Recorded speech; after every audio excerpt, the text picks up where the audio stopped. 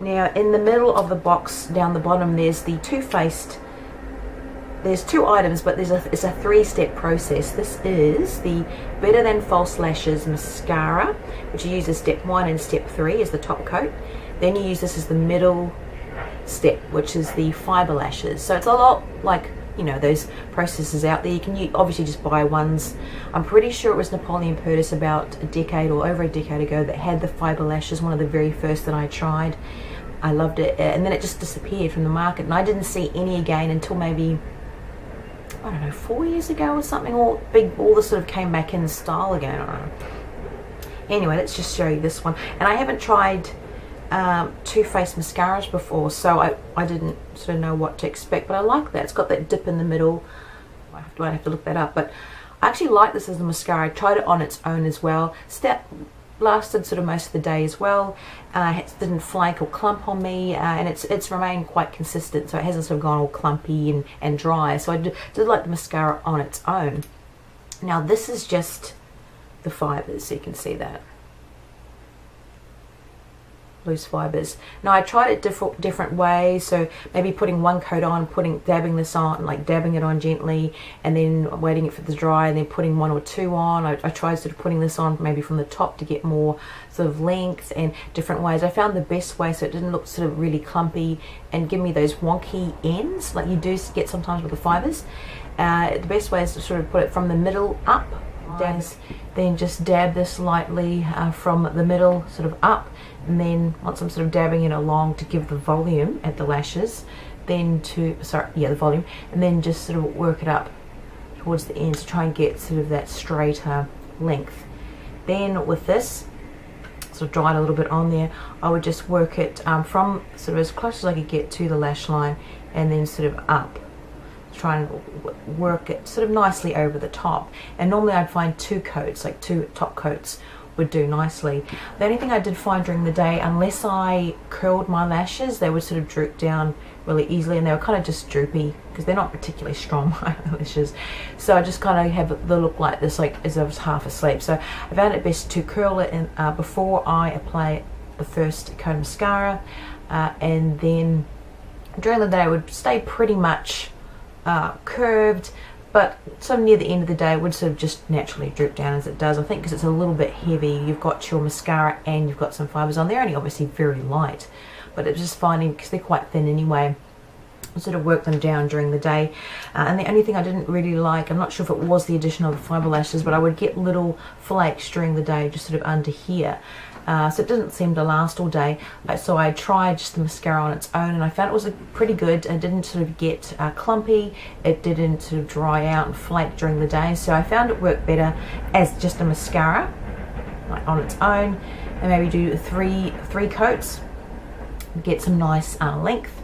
And if I wanted some volume, I would sort of put this in as well, but it's just by the end of the day you'd have sort of like a little bit of panda eyes going on there. So I didn't find the mascara any sort of worse than a lot of the mascaras that I generally would use. So it's a pretty good mascara. As the addition of the fibres, not too bad. I got a little bit of volume with them. It didn't do so good with the length, but yeah, it was okay. Would I go out and purchase this again? Probably not. I would definitely purchase the Origins. Definitely wouldn't do the Stila liner. Maybe I will try some more of the Too Faced mascaras. As far as the fibre ones go, it wasn't particularly great. My favourite sort of one where it's got the sort of fibre inbuilt is the Model Co one. I'll put the name up here.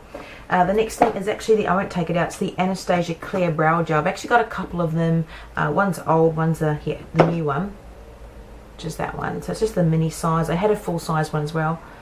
It's just like just a standard little spoolie, and what you do is you apply your clear gel over. Now it was actually really nice because I mean I have tried sort of hairspray before and just general clear gels. They don't tend to sort of last. They kind of clump up and dry during the day, so you sort of end up getting little flakes of your brow your brow powder or whatever you got in there to sort of colour them, sort of around under here. It sort of fall out during the day. I find this sits really nicely. It applies nice on the lashes, doesn't look sort of clumpy. If you want to kind of keep it clear, it's alright because they've got it coloured. It doesn't get all gunky, you know, like sometimes you have the clear ones you can see straight in the tube and it looks like that. I do prefer though, if I want it to last a little bit longer, it's just to use a clean spoolie and then just apply it.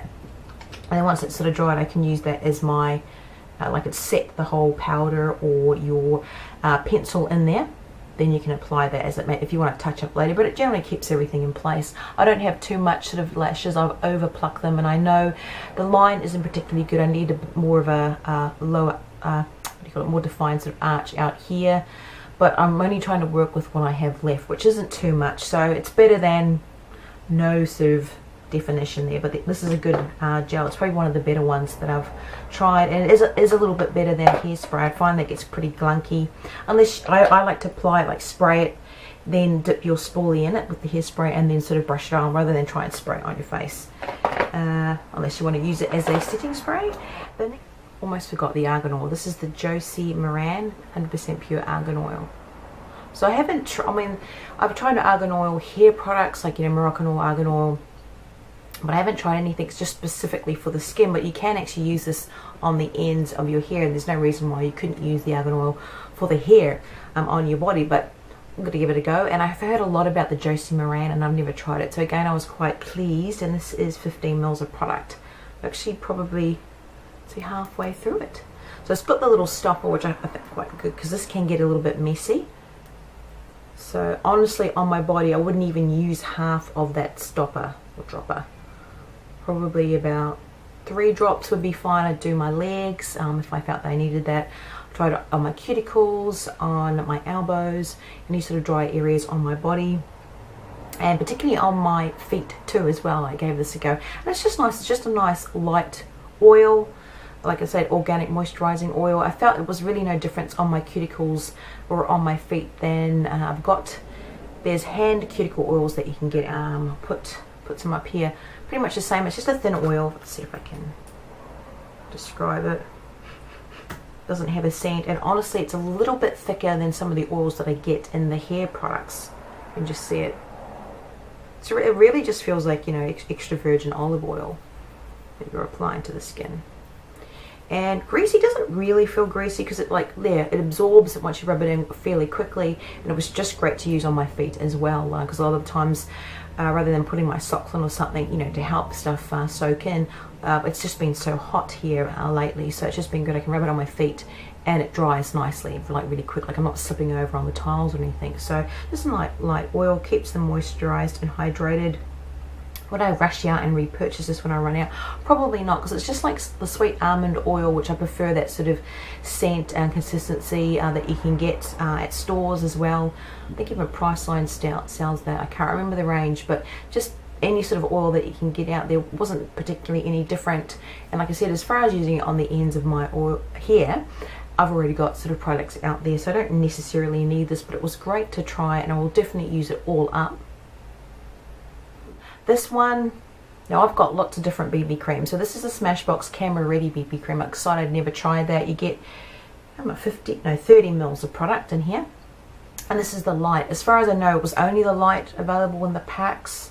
I'm not sure. There must be medium and other colors. So that's just what it looks like there. I'll swatch it on the hand. It actually worked well for me. I'm like a peachy tone. I go with like light medium, a medium beige or sand beige.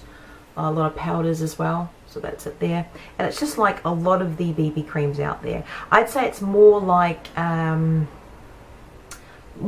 tinted moisturizer, that sort of consistency. Some of the BB creams I have, like Skin 79 and the Mesha ones, which are chock full of ingredients, and some of them with parabens and goodness knows what else. Well, they're multitasking ones. This it's more like a tinted moisturizer, but the consistency and the smell of it too. Smells like a tinted moisturizer, or a tinted sunscreen, shall I say. It's got that sort of sunscreeny smell to it because it is SPF 35, so it's good if you're wanting to use it as just maybe on its own when you're going out in the sun or during the day, or if you want to wear it under makeup. It is a 5-in-1. It claims to be a primer, perfector, so like smoothing out sort of lines, evening your skin tone, protection obviously for sunscreen, hydrate, and oil control in one step. So now it was a good test for me. I have quite oily skin, or who am I kidding, very oily, sort of T-zone all around here, and particularly I have enlarged pores. It blended okay over my enlarged pores, which is what I was worried about. Sort of okay, but it didn't seem to make my makeup last. It gave me sort of a smooth sort of feel to the skin, but it kind of, for my skin, it felt sort of tacky. So when I had to wait at least 10 minutes to apply my makeup, normally with my primers, I can wait about 5 minutes. I'm normally doing so many things at the same time, then I'll apply my foundation, etc. I love the fact that this was a moisturizer and your SPF and all that, so I could just pop that on without sort of layering other products and just go straight to the foundation. But I found I had to wait a little bit longer before I applied my other products. As far as the color, light was good for me. I know obviously if you're more medium or darker skin tones, you might think, oh, I can't wear it. You probably couldn't wear it on its own, but if you wanted a primer, like a lot of the other ones out on the market, I think some of the Korean BB creams that have that sort of whitening effect, if you want to sort of lighten it, you could probably get away with this as an as your tinted moisturizer with SPF. You could use it like that. It's like 35 is pretty good.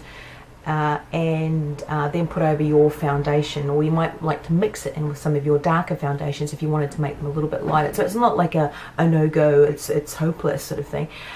But you have to use it lightly. As far as now, with SPF 35, I was thinking, oh, what about, cameras and all that? So it says camera ready. I haven't actually tested it with that, but I did wear it in some of my videos, and I found when I was using lights, it didn't seem to do too much, or having photos, I didn't have any sort of white out. But it does have titanium dioxide. I'm assuming that is the SPF instead of the zinc oxide, which I assume would give you that white factor in it, from 15 up. Like, depends on the percentage, I guess.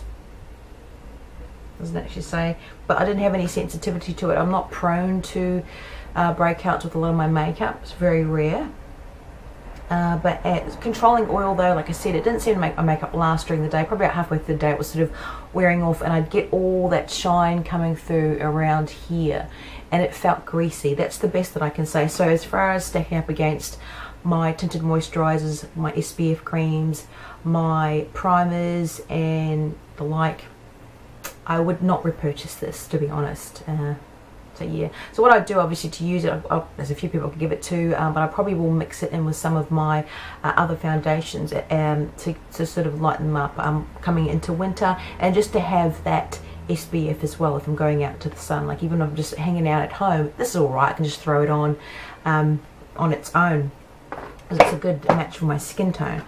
But it was great that I actually got to try a decent amount to really sort of see how I felt about it. And I found on sort of quite hot days, like we've having in Sydney at the moment, or having, just sort of felt like it was running off under my makeup, which is just not a good feeling. The best, I would say, is it works better under my mineral powders. So under my mineral powders, because I feel like I'm just sort of helping it stay in place.